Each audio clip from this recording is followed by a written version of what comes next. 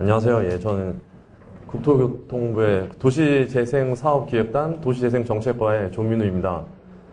제가 이제 처음에 이 강의 의뢰를 받았을 때는 이제 강의를 들으시는 분들이 누군지 잘 몰랐어요. 처음에 이제 도시재생 뉴딜에 대해서 강의를 해달라고 하는 곳이 많기 때문에 이렇게 몰라서 부담 없이 수락을 했는데 나중에 보니까 이게 그 총괄 코디네이터 양성 과정이고 제가 이제 어떤 분들이 들으시는지 그 좀 리스트를 달라고 해서 리스트를 봤는데 제가 이렇게 앞에서 도시재생에 대해서 얘기를 해도 될런지 싶은 분들이 많이 계시더라고요. 그래서 저보다 훨씬 더 많이 잘 아실 것 같은데 제가 고민을 많이 했습니다. 이거를 어떻게 그 설명을 드려야 할까 고민을 하다가 사실 이제 제가 이 도시재생 뉴딜 정책을 한 지는 얼마 안 됐어요. 얼마 안 됐는데 왜냐하면 뉴딜 정책 자체가 현 정부가 출범하고 나서부터 이제 시작이 됐잖아요. 그래서 제가 이 업무를 한 지는 얼마 안 됐는데, 이제, 현재 정부 내에서 이 도시재생 뉴딜에 대해서 어떻게 생각을 하고 있는지, 근데 이제 어떻게 보면,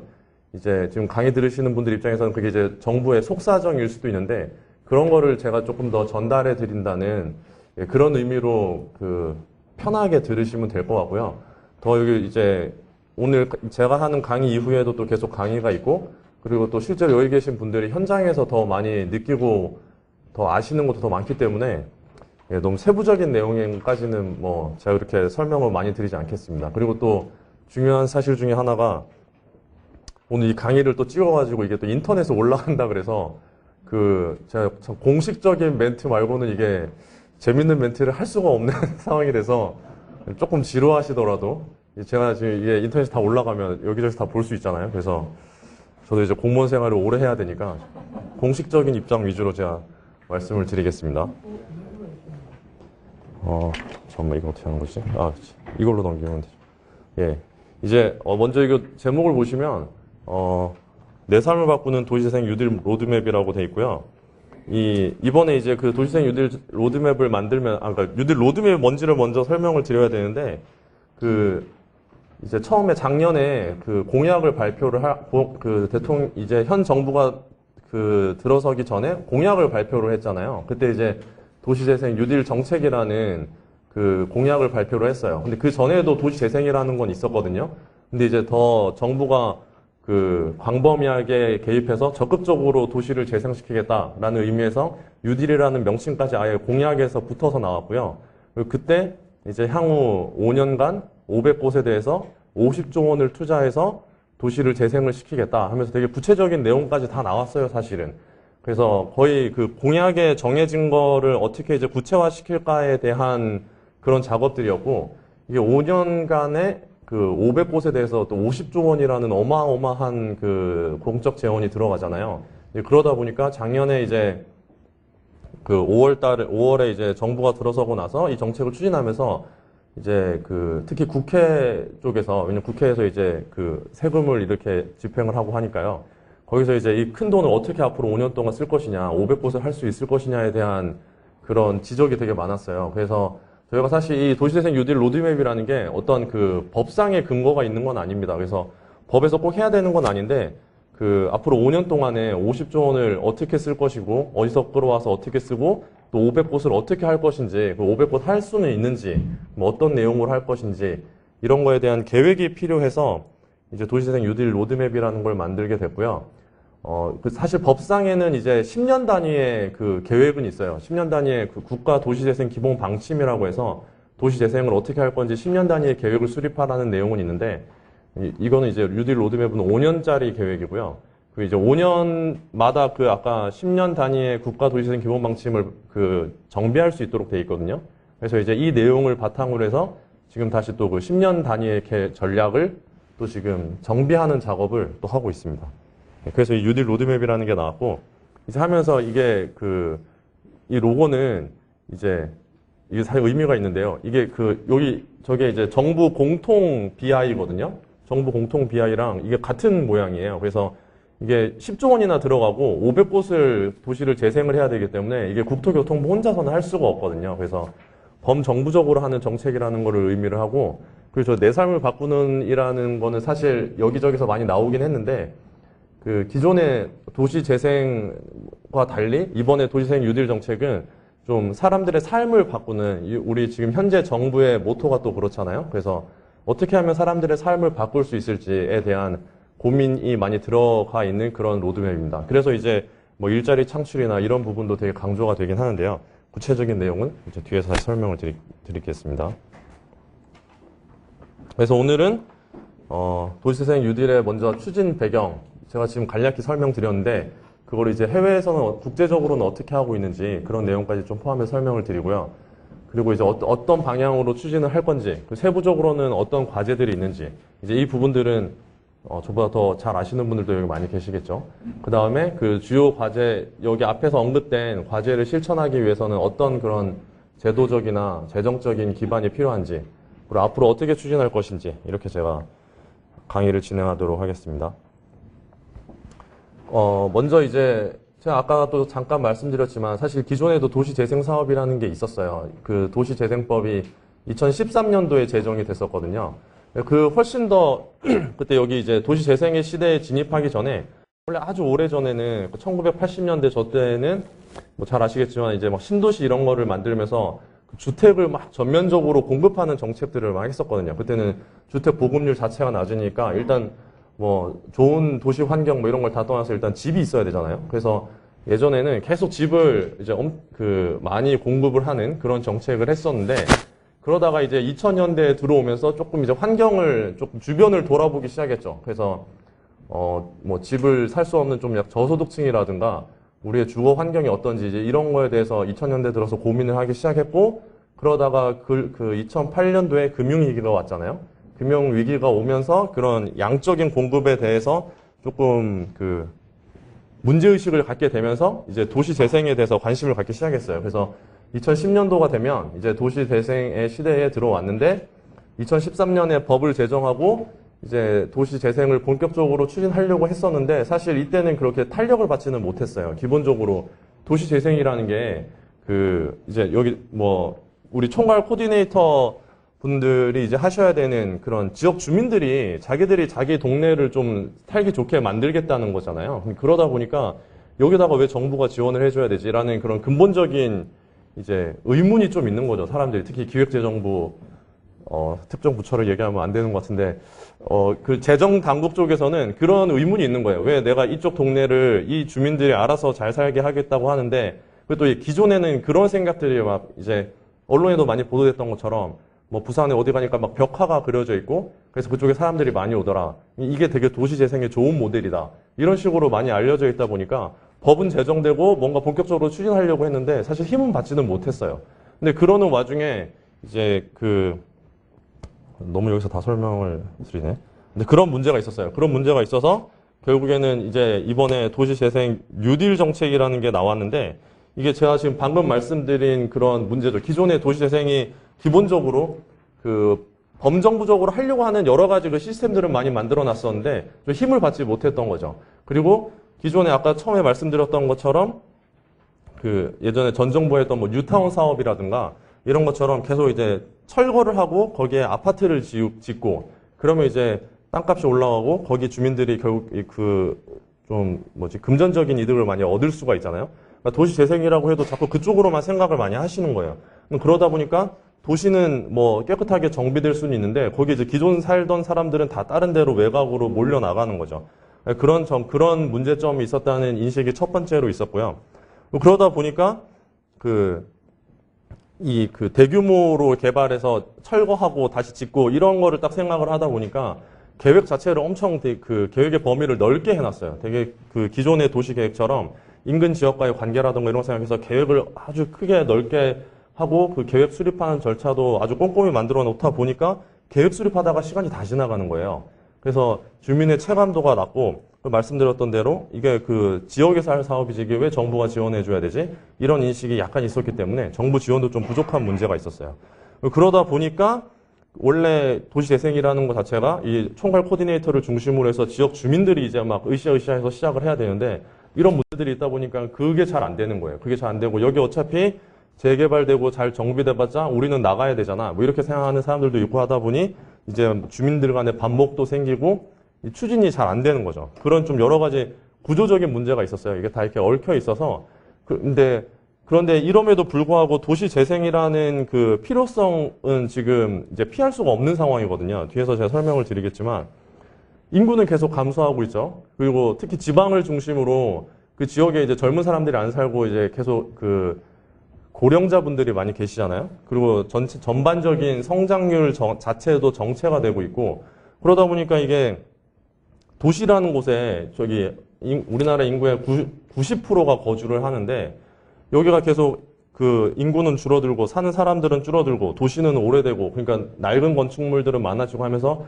환경과 여건이 점점 안 좋아지는 거죠. 뭔가 되게 계속 열심히 살고 있는데 이게 그 뭐 주변에서 얻는 그런 만족감이라든가 뭐 공원도 없고 주차는 불편하고 이런 문제들이 계속 제기가 되는 거예요. 그래서 이런 거를 좀 전반적으로 손을 봐야 되겠다. 아까 앞에 말씀드렸던 것처럼 구조적인 문제가 있어서 이거를 뭐 기존에 해왔던 이미 정책적인 베이스는 다 있었고 그거를 뭐 어떻게 조금 바꾸는 걸로는 이 큰 흐름 속에서 어떻게 이 문제를 해결할 수가 없는 거죠. 그러니까 기본적으로 꼭 현 정부가 들어서라서라기보다는 그 전부터 조금 이 체계적인 문제가 있었고 그래서 이거를 좀 뭔가를 극복을 해야 되는데 그 극복해야 되는 크리티컬 포인트가 필요했던 거거든요. 그래서 어떻게 보면 정부가 들어서기 전에 공약에서 거의 정책이 아주 디테일하게 구체화돼서 나올 수가 있었던 거죠. 그래서 도시재생 뉴딜 정책이라는 게 나왔는데 그 조금 더 이제 제가 앞에서 간략하게 말씀드렸던 걸 조금 보면 뭐 우리가 뉴타운 사업을 하든 어떤 사업을 하든지 관계없이 일단은 전국적으로 계속 시간이 지나면서 전국적으로 도시는 계속 쇠퇴하고 있는 거예요. 그래서 쇠퇴를 진단하는 뭐 여러 가지 지표가 있는데 우리 법에서는 뭐 인구가 감소한다던가 노후된 건축물이 증가한다던가 아니면 뭐 산업체 수가 감소하면 그런 것들에 해당하면 이제 도시가 쇠퇴했다고 판단을 하는데 쇠퇴한 지역이 계속 늘어나고 있는 거죠. 근데 도시는 쇠퇴를 하는데 계속 특히나 지방에 있는 우리 광역시나 광역자치도를 보면 계속 외곽으로 뭐 그린벨트를 해제를 하거나 해서 계속 외곽으로 또 나가려는 그런 유인이 계속 있거든요. 그래서 도시 기본계획 시에서 만드는 도시 기본계획을 보면 계속 도시 외곽을 개발하겠다는 그린벨트를 얼마를 해제를 해서 가용지를 얼마를 만들고 그런 유인이 있어요. 왜냐하면 외곽이 훨씬 싸니까 저렴하게 대규모 또 택지를 개발을 할 수가 있잖아요. 그래서 계속 외곽으로는 계속 나가는 거예요. 그러다 보니까 구도심은 공동화 현상이 발생하는 거죠. 거기는 이제 지금 현재 서울시도 그런데 그 안에는 사람들이 안 살고 이제 오피스 건물들만 있는 거죠. 그리고 밖에서 인근에서 거주를 하고 그렇게 되면 이 안쪽에는 낮에만 사람들이 있잖아요. 낮에만 사람들이 있어서 쫙 와서 일하고 밤 되면 다시 다 집으로 돌아가고 그럼 이제 여기는 밤에는 사람이 없어요. 그럼 여기는 이제 약간 좀 밤에는 슬럼화 되는 거죠. 미국의 그런 드라마에서 나오는 것처럼 밤에는 지켜보는 사람들이 없으니까 범죄도 많아지고 그리고 그러다 보니까 점점 더 여기는 거주 안 하게 되고 이제 이렇게 하면서 도시가 비어버리는 현상이 발생을 하거든요.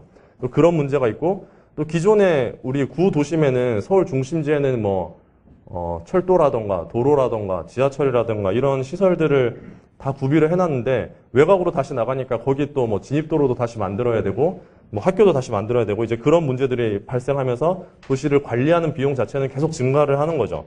그러면은 돈이 많이 들어가게 되고 돈이 많이 들어가게 되니까 시에서는 기반 시설을 점점 공급을 못 하게 되고 그러면 아까 말씀드렸던 것처럼 뭐 우리 동네에 주차장도 없고 뭐 도서관도 없고 커뮤니티 시설도 없고 그렇게 이제 삶의 질이 저하되고 불편하니까 또 바깥으로 사람들이 나가고 계속 이제 악순환이 되는 거죠.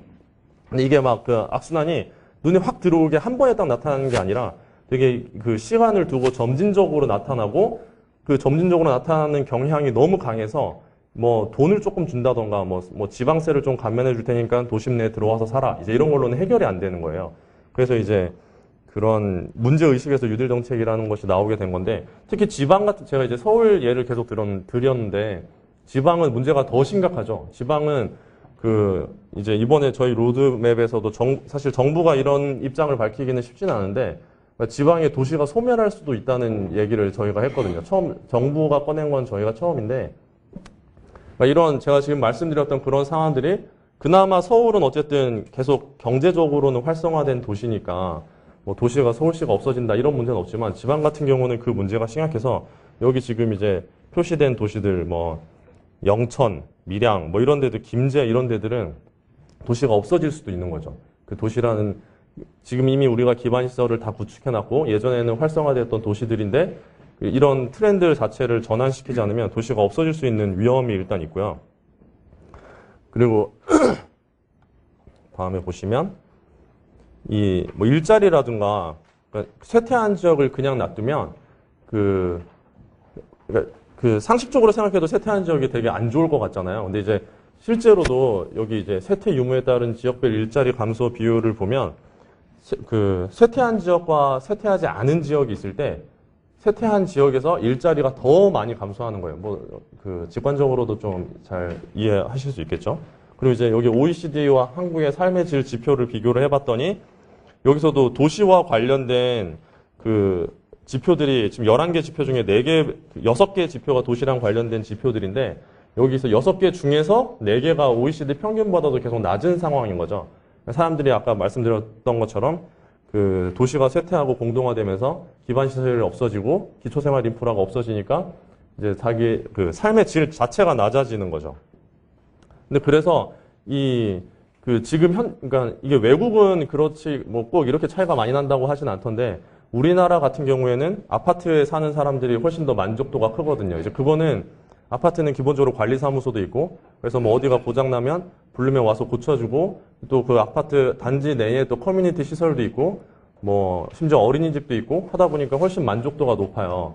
그런데 우리가 아까 제가 말씀드렸다시피 2013년도부터 법을 만들어서 도시재생을 했다고 말씀을 드렸는데 그럼에도 불구하고 저 격차는 더 늘었어요. 이게 너무 그래프를 숫자에 맞춰서 그래서 이게 잘 눈에 안 띄는데 여기 한 12%에서 14%포인트까지 지금 차이가 더 증가했거든요. 그러니까 이게 계속 저층 주거지 단독 연립 다세대 주택에는 점점 이제 안 살려고 하는 거죠. 그래서 이게 그럼 우리나라만의 현상인가 다른 데는 어떤가라는 거를 봤더니 이그 UN 헤비타트라는 게 있어요. 이게 이게 전 세계적으로 그 도시 문제에 그 전문가들이 모여가지고 이제 회의를 하는 게 있거든요. 이제 주기적으로는 20년마다 한 번씩 회의를 하면서 앞으로 20년 동안 우리 전 세계적으로 도시 정책이 나아가야 될 방향에 대해서 이제 설정을 하는데 그 회의를 2016년도에 또 때마침 2016년도에 했었는데 그때 이제 나왔던 얘기가 뭐 모두를 위한 도시, 포용적이고 지속 가능한 도시를 만들어야 된다. 그러니까 도시가 지속 가능성이 있어야 된다는 얘기거든요. 근데 지금 전 세계적으로도 그런 부분에 되게 관심이 많다는 거죠. 우리가 지금 아까 살펴봤듯이 도시가 없어질 수 있는 위기에 지금 직면해 있다 보니까 앞으로 20년 동안의 도시 정책은 도시가 지속 가능성이 있어야 된다. 그래서 이런 뭐 3가지 원칙을 정하고 뭐 환경적으로도 지속 가능하고 뭐 저기 두 번째 원칙에 보시면 도시 축소 문제 뭐 이런 얘기들도 나와 있잖아요. 그러니까 그것처럼 지속 가능한 도시를 만들어야 된다. 이런 큰 흐름이 있고요. 이미 이 도시 재생이라는 게 저도 이제 도시 재생하면서 총괄 코디네이터라는 거를 처음 들었는데 되게 선진국에서 이게 그러니까 활성화될 수밖에 없는 정책이에요. 이게 그러니까 후진국이나 이제 중진국에서는 지역 주민들이 참여할 수 있는 그런 의지와 역량도 되게 부족하고 그거를 이제 이끌어내 줄 수 있는 정부의 여력도 부족하다 보니까 어느 정도 기반이 갖춰진 선진국에서 도시 재생, 기존의 그 기반 시설을 활용하자, 구도심을 좀 더 활성화시키자 이런 얘기들이 많이 나오거든요. 그래서 이거 보시면 이제 뭐 일본에서도 축소 도시 정책을 했었고 일본은 지금 우리나라에 나타나고 있는 게 일본은 훨씬 더 먼저 나타났었잖아요. 그래서 사실 일본에서 어떻게 했는지를 보면 우리나라에 시사하는 점이 되게 많은데 거기도 이제 이제 컴팩트 네트워크 도시라고 해서 이제 거점을 중심으로 여기를 중점적으로 자기들이 이제 기반 시설이라든가 그런 거점 시설들을 기왕이면 이제 기존에 뭐 철도역이 있다던가 이런 데를 거점 시설로 딱 정해서 여기를 집중적으로 지원을 하고 이제 대신에 이제 인근이랑은 교통을 조금 대중교통이라든가 이런 거를 체계를 다시 만들어가지고 인근에서도 올 수 있게. 근데 궁극적으로는 이 외부에 사는 사람들이 아까 제가 설명드렸던 거에 의하면 이제 서울 외곽에 사는 사람들이 서울시 안으로 들어올 수 있게끔 여기서 사는 거를 이제 조금 좀 불편하게 만드는, 그러니까 일부러 불편하게 만드는 건 아니지만 지원을 다 이 가운데다가 해서 외부에 있는 사람들이 안쪽으로 들어올 수 있게 그렇게 이제 유도하는 이제 축소 도시 정책을 쓰고 있고요. 영국 같은 경우에는 사실 이게 내부적으로 보면 다 비슷비슷하긴 한데 가장 이제 눈에 띄는 것들만 이제 제가 정리를 한 겁니다. 영국 같은 경우에는 그 권한을 지방으로 많이 줬어요. 지자체에서 우리나라로 보면 뭐 시도나 시군구에서 여러 가지 권한과 재원을 가지고 그 정책을 추진할 수 있게끔 권한을 많이 부여를 했고요. 이제 미국 같은 경우에는 지역 주민이 참여를 한다던가 아니면 이제 미국은 이제 민간 자본도 많이 유치를 해서 했거든요. 근데 지금 우리 도시재생 뉴딜 정책은 기본적으로는 뭐 그 민간의 참여를 크게 해서 그거를 이제 그 지렛대로 해서 돌아가는 시스템은 아직은 아니에요. 왜냐하면 그 민간이 참여하면 아무래도 민간이 이제 개발 이익을 보다 보니까 그러면 아까 말씀드렸던 대로 처음으로 참 대규모 철거 방식으로 자칫 잘못 흐를 수가 있거든요. 근데 이제 미국이나 이런 데를 보면 결국에는 공적 재원이라는 건 다 세금으로 들어가는 거잖아요. 세금으로 들어가서 세금으로는 계속 영원히 세금을 투입할 수는 없으니까 결국에는 여기 그 지역에서 돌아갈 수 있는 그 시스템을 만들어줘야 되기 때문에 중장기적으로는 이제 민간 자본이 들어와야 되는 거는 피할 수는 없겠죠. 이제 미국 같은 경우는 그거를 잘해서 도시재생의 여러 가지 우수한 사례들이 많이 나타났고요. 그래서 우리나라는 이제 국정과제에 들어가 있어요. 국정과제 79번에 저렇게 도시 경쟁력 강화와 뭐 삶의 질 개선을 위한 도시재생 뉴딜 추진이 저렇게 들어가 있고, 그리고 도시재생 뉴딜은 이제 여기 4대 목표가 있는데, 그러니까 크게 보면 주거지를, 그러니까 노후화된 주거지를 정비하는, 이제 공간적으로 보면 노후화된 주거지를 정비하는 사업이 있고, 그 다음에 구도심을 이렇게 상가들이 있거나 한 그런 지역을 이제 정비하는, 크게 보면 이제 두 가지가 있어요. 그래서 그거를 이제 주거복지 실현하고 도시 경쟁력 회복으로 나눠서 일단 볼 수가 있거든요. 그렇게 이해하시면 편할 것 같고요. 그리고 여기 나와 있는 사회통합과 일자리 창출은 여기 주거지든 아니면 구도심이든 다 적용될 수 있는 중요한 가치인 거죠. 이제 도시 재생과 관계없이 이제 서울에서 뭐 젠트리피케이션이 발생해서 뭐 막 그 상가들이 바깥으로 쫓겨나가고 이런 문제가 많이 지적이 되잖아요. 근데 이제 그게 그 기사에 이제 댓글 같은 걸 보면 어차피 상가에서 사람들이 쫓겨나가도 그 상가 가진 사람들은 이제 돈 많은 사람들이고 그럼 그 사람들이 임대료를 낮추면 되지 않겠느냐 이런 얘기가 많이 있더라고요. 근데 이게 그거는 조금 너무 단순하게 이 현상을 보는 거고, 젠트리피케이션이라는 게 보통은 그래요. 이게 보통 노후화되고 낙후된 지역이다 보니까 처음엔 이제 대기업이나 이런 데가 별 관심이 없는 거죠. 그래서 그 자본이 되게 없거나 뭐 이런 이제 청년들이나 되게 영세한 사업자들이 들어와서 뭐 카페를 만든다든가 뭐 무슨 뭐 이런 작은 가게를 한다든가 이제 이런 게 한두 개가 모이면서 거기가 괜찮은 지역이 돼서 사람들이 막 오고 하는 건데, 그렇게 되면 이제 당연히 사람들이 많이 오니까 그 건물주들은 이제 임대료를 높이겠죠. 근데 임대료를 높이면 뭐 여기가 비고 그래서 다시 임대료가 낮아지는 게 아니라 이제 그 사람들이 나오고 여기에 이제 대규모 이제 프랜차이즈들이 막 들어오는 거죠. 뭐 스타벅스라던가 이런 것들이 막 들어오면 처음에 오는 사람들은 편할지 모르겠는데 그럼 이제 그 지역만의 이제 특성이 없어지는 거예요. 나중에는 보면 다 이제 대규모 프랜차이즈들로 꽉 차게 되고, 그러면 나중에는 사람이 안 오게 되면 그럼 이제 그 도시가 다시 쇠퇴하게 되는 거죠.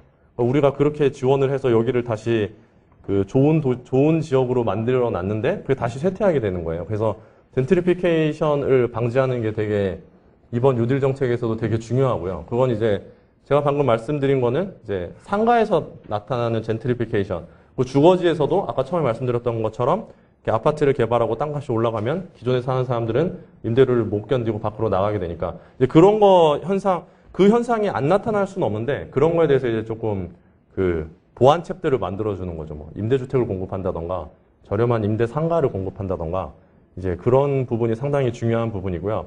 그리고 또 하나는 이제 아까 앞에 나왔던 것처럼 지금 계속 저성장의 시대이기 때문에 일자리 창출을 감안하는 것도 이게 지금 5년간 50조 원이 들어가니까 1년에 10조 원이 들어가는, 뭐 10조 원이 다 재정으로 들어가는 건 아니지만 상당히 큰 공적 재원이 들어가는 거다 보니까 이제 거기서 이제 어느 정도의 일자리가 창출이 돼야 된다라는 것이 상당히 중요한 이슈고요.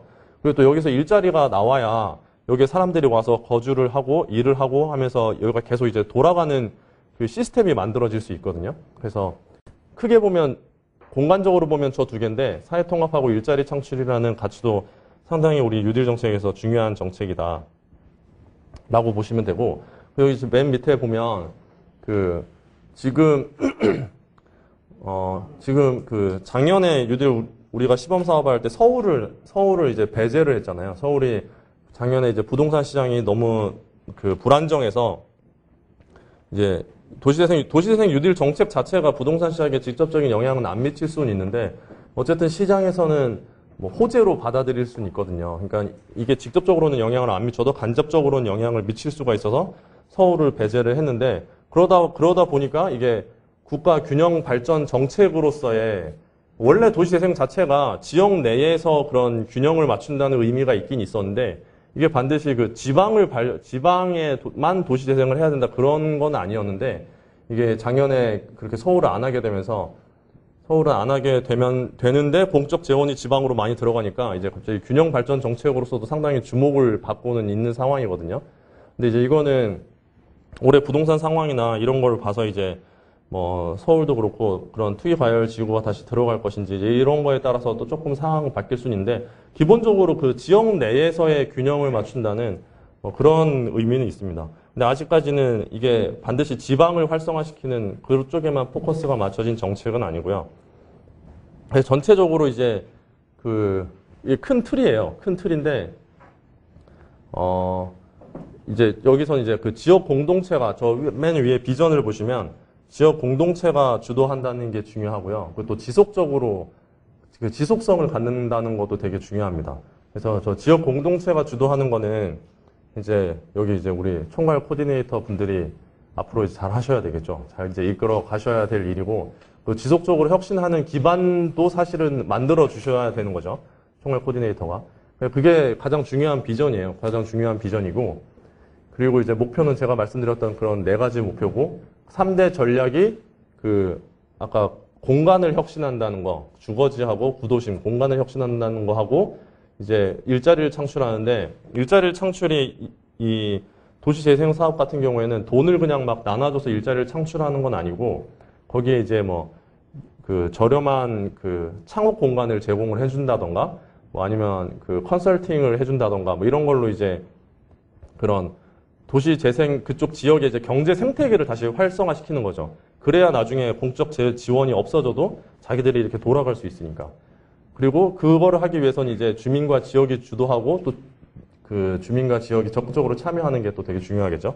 그래서 그게 이제 3대 전략이고, 5가지 추진 과제가 노후 주거지를 정비하겠다는 거 하나, 그다음에 구도시를 정비하겠다, 혁신 거점을 조성하겠다는 거 하고, 방금 말씀드린 경제 생태계를 만들겠다, 도시재생 거버넌스를 구축하겠다, 상가 내몰림 현상, 이게 이제 젠트리피케이션의 부작용이죠.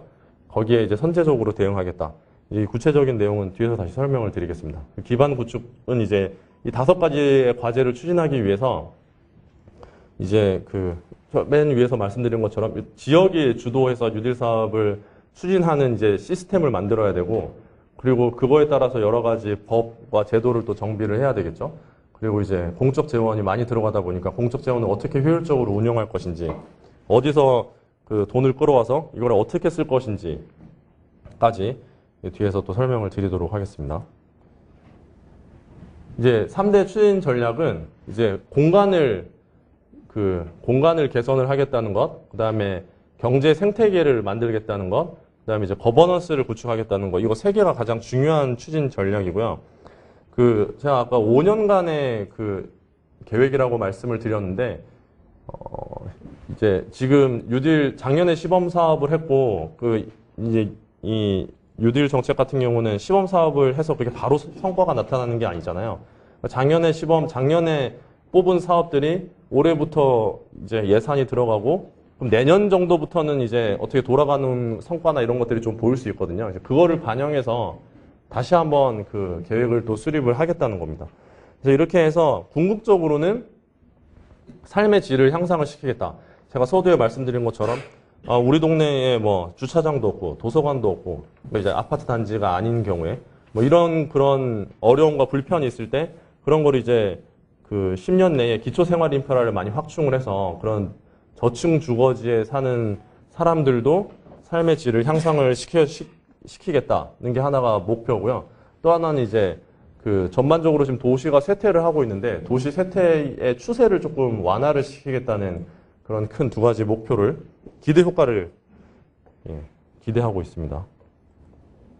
그리고 이제 5가지 추진 과제인데요. 뒤에서 자세히 나오겠지만 여기서 이제 보셨으면 하는 거는 그 이번에 저희가 로드맵을 발표했을 때 가장 그 헤드로 강조를 했던 게 여기 두 번째 구도심 혁신 거점 조성에 보면 맨 목표에 지역 혁신 거점을 250곳 이상 조성하겠다는 게 있거든요.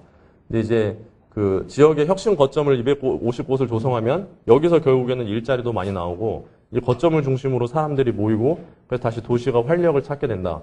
이제 저희가 그런 전략을 세워서 가장 지금 현재 시점에서 국토교통부에서 가장 역점을 두고 있는 부분 중에 하나가 사실 이 부분이에요.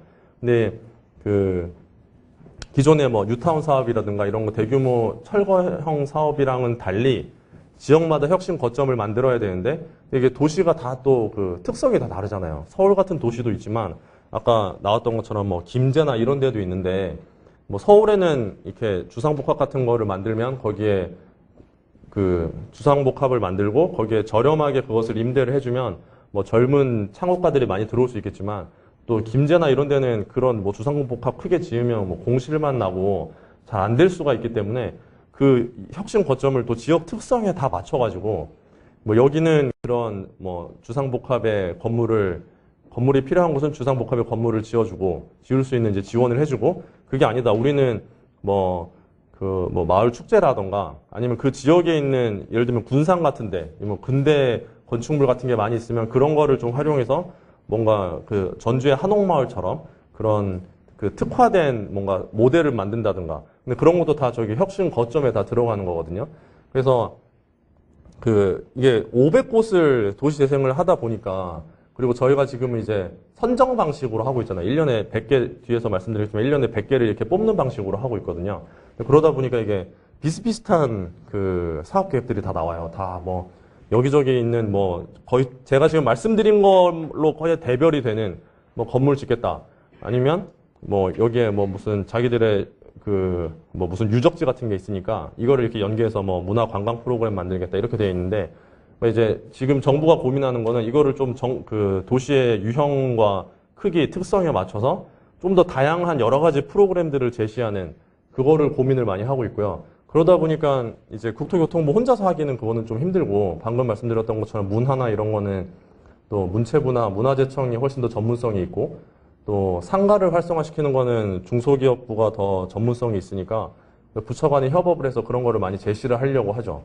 그래서 저희가 계속 그 기존의 도시 재생의 틀에서 좀 벗어나서 이제 그 지역 주민과 앞으로 도시 재생의 계획을 짜 가실 때 좀 이렇게 시야를 넓혀서 좀 그냥 단순히 뭐 주거지 같은 경우는 거의 좀 획일화될 수는 있겠죠. 주택 개량 사업이라든가 이런 건 약간 정형화돼 있으니까. 근데 그거 말고 그 도시를 좀 활성화시키려면 뭘 좀 해볼 수 있을지 되게 찾아보면 되게 많거든요. 뭐 그 외국 같은 경우는 막 뭐 정원사, 마을 정원사 이런 직업이 또 되게 활성화돼 있어가지고 이렇게 막 정원을 가꾸고 해서 도시를 자기 지역을 되게 예쁘게 가꾸고 뭐 이런 것도 되게 많아요. 그래서 그런 다양한 그 혁신 거점을 모델을 발굴하는 게 지금 가장 중요한 과제 중에 하나고 그 총괄 코디 분들도 그런 부분에 좀 고민을 많이 하면 좋은 도시 재생 계획이 나올 수 있을 것 같습니다.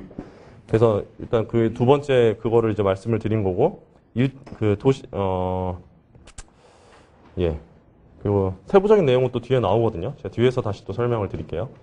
그렇게 해서 이제 도시재생 뉴딜 로드맵에 따라서 뉴딜 정책을 하고 나면 그러면 이제 어떻게 바뀌는 거를 기대하냐는 거에 대한 설명입니다. 그래서 아까 대규모 철거 방식으로 주거 정비를 하지 않기 때문에 그 소규모로 이렇게 뭐 한 블럭에 집을 네 채가 모여 있는 한 블럭에 그 네 가구가 모여서 우리는 이렇게 집을 다 이렇게 합쳐가지고 하나로 뭐 지어보자라던가 아니면 두 집도 될 수 있어요. 두 집이 이렇게 해서 그 두 가구가 얘기를 해서 예전에는 이렇게 한 지역이 이렇게 있으면 그 지역에 예를 들어서 100가구가 있으면 100가구 중에 뭐 50가구 내지 3분의 2가 다 동의를 하면 거기를 싹 밀어버리고 거기다가 건물을 짓고 이렇게 하다 보니까 불만이 많았는데 지금 뉴딜 정책에서 하고 있는 거는 기본적으로 소규모 정비 사업이다 보니까 그 협의를 해야 되는 대상이 많지가 않아요. 2가구인 경우도 있고 뭐 4가구인 경우도 있고 10가구인 경우도 있어서요.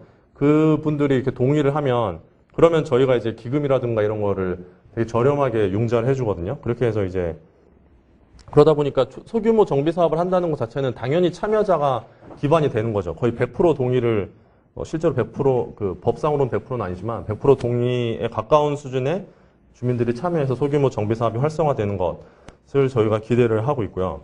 그다음에 말씀드렸다시피 이제 지역의 혁신 거점을 조성하는 것, 250곳의 혁신 거점을 조성하는 것을 또 기대를 하고 있고, 그리고 이 모든 것들이 정부에서는 이제 사업 모델을 제시를 하고 이제 이런 식으로 사업을 추진할 때 하려고 하면 이런 지원들을 해주겠다.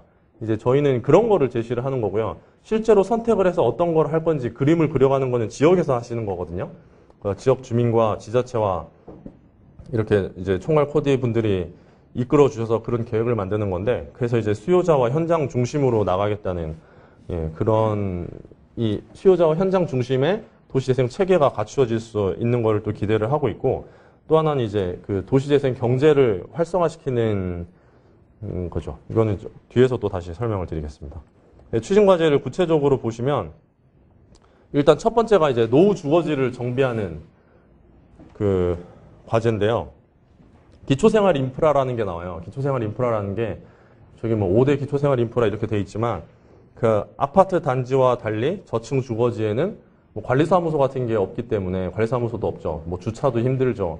그다음에 뭐 커뮤니티 시설도 잘 없고 그러다 보니까 그런 지역에는 저런 뭐 보육시설이라든가 마을 주차장, 도서관 이런 것들을 이제 공급을 해주겠다는 거예요. 그래서 저걸 어느 정도 어느 지역에 뭐 어떤 시설들이 필요한지 이런 거를 좀 연구를 해서 기준을 제시를 하고 그거에 맞춰서 좀 지원 그 공급이 될 수 있게 그렇게 하는 것이 하나의 중요한 목표고요. 또 하나는 이제 소규모 주택 정비 사업을 활성화하는 건데 그 기존과 조금 소규모 주택 정비 사업이 도시재생 도시재생 뉴딜 정책 이전에도 있긴 있었어요. 근데 이제 다른 게 뭐 더 정부 지원이 강화되고 그런 부분이 좀 달라진 부분이 있는데 이번에 새롭게 들어온 게 이제 마을관리 협동조합이라는 것이 있어요. 마을관리 협동조합이라는 게 그 저층 주거지에는 관리사무소가 없다고 말씀을 드렸잖아요. 근데 그러다 보니까 우리가 정부가 어떻게 해서 저 주차장이나 도서관을 공급을 했을 때 그거를 관리를 하려면 계속 돈이 들어가는 거죠. 근데 그러다 보니까 그러면 또 민간이 들어오게 되고 수익시설을 만들고 그럼 결국 이렇게 되면 또 변질될 수가 있거든요. 그래서 그게 아니라 마을관리 협동조합 이렇게 아이쿱 생협 뭐 이런 거 있잖아요. 그 친환경 그 먹거리 파는데 그런 것처럼 이 주민들이 협동조합을 만드는 거예요. 그러니까 활동을 해도 좋고 아니면 가입비만 내도 좋고 그래서 어떤 협동조합을 만들면 그 협동조합에서 우리 지역에는 뭐가 있었으면 좋겠다. 아니면 우리 지역에서 지금 갖고 있는 도서관을 어떤 식으로 운영을 하자. 이런 걸 뭐 좀 더 거기다가 뭐 어린이집을 넣자. 1층에는 뭐 커피숍을 하나 넣자. 이런 것들을 이제 자기 스스로 결정을 하고 그리고 또 외부에 있는 업체랑 그거를 마을관리 협동조합에서 계약을 맺어서 뭐 집수리 업체랑 계약을 맺어가지고 이쪽 동네에 있는 사람들의 집이 어디가 망가지면 마치 아파트의 관리사무소처럼 수리 업체랑 연락을 하면 그 업체가 와서 고쳐주고 뭐 이제 이런 식으로 하는 마을관리 협동조합이라는 거를 저희가 활성화하려고 하고요. 이거를 통해서 이 노후주거지 정비가 좀 지속 가능성을 가질 수 있지 않을까 그렇게 생각을 하고 있습니다. 그리고 이제 아무래도 정비가 일단은 그쪽에 그 지역의 가격이 집값이 많이 올라가지 않더라도 아까 말씀드렸던 것처럼 단 4집만 이렇게 모여서 우리 이거 4개를 허물고 하나로 만들어 보자 이렇게 얘기할 수도 있잖아요. 근데 그러면은 이 4개를 허무는 사이에 그러면 이 당장 내 가구는 어딘가로 가서 살아야 되잖아요. 이제 그거에 대한 그 대응책인 거죠. 그러니까 이 지역이 정비되고 나서 기존에 살았던 사람들이 다시 들어와서 살 수 있는 그 저렴한 임대주택. 아까 제가 말씀드린 이 내 가구를 정비하는 건 결국엔 다 집주인들이라는 얘기잖아요. 그러면 이 집주인들은 어느 정도 여력이 있으니까 반드시 정비하고 나서 임대주택에 살 필요가 없는데 그게 아니라 집을 소유한 사람들이 아니라 기존에도 이제 세입자로 들어와 있던 분들은 이쪽 지역이 정비되면 원래 난 여기가 살던 지역인데 여기 그 정비되면 아무래도 좀 가격이 약간 올라갈 수 있잖아요. 아파트처럼 많이 올라가진 않더라도. 근데 그런 사람들도 다시 들어와서 살 수 있게 그 임대주택을 공급해 주는 거. 그러니까 크게 두 가지 의미가 있는 거죠. 기존은 사람들이 공사할 동안 들어가서 사는 바깥에 있는 임대주택을 연결해 주는 것과 그다음에 이쪽에 다 정비되고 났을 때 이쪽에 임대주택을 넣어서 기존의 세입자들이 다시 들어와서 살 수 있게끔 하는 임대주택을 공급하는 그 두 가지가 있는데 기본적으로 여기가 그 전면 철거를 전제하진 않기 때문에 여기서 나오는 임대주택의 양이 그렇게 아주 많지는 않아요. 아주 많지는 않고 하지만 이제 이 그 기존 도심에 다 있기 때문에 뭐 공급량은 많지는 않아도 상당히 실효적일 수는 있죠. 직장이랑도 가깝고 여러 가지 기반 시설도 많으니까 상당히 좀 인기가 많은 임대주택일 수는 있겠죠. 그래서 여러 가지 이제 공급 방안들을 이제 기존에 뭐 다 많이 하던 방법들도 있고 새로 들어온 방법들도 있는데 그거를 통해서 그 임대주택을 공급하는 것도 이제 중요한 그 주거지 정비의 방향이다. 그래서 그 주거지 정비에서 결국에는 나오는 그림이 이제 이런 그림이거든요. 이 정도의 그러니까 한 뭐 200m 정도 면적이나 뭐 한 400m, 400m 정도? 그러니까 최대 넓어도 500이 안 돼요. 500m, 500m가 안 돼요. 그 지역을 대상으로 해서 그 안에서 이제 여러 가지 이렇게 그 지역을 이렇게 정비를 하는 거죠.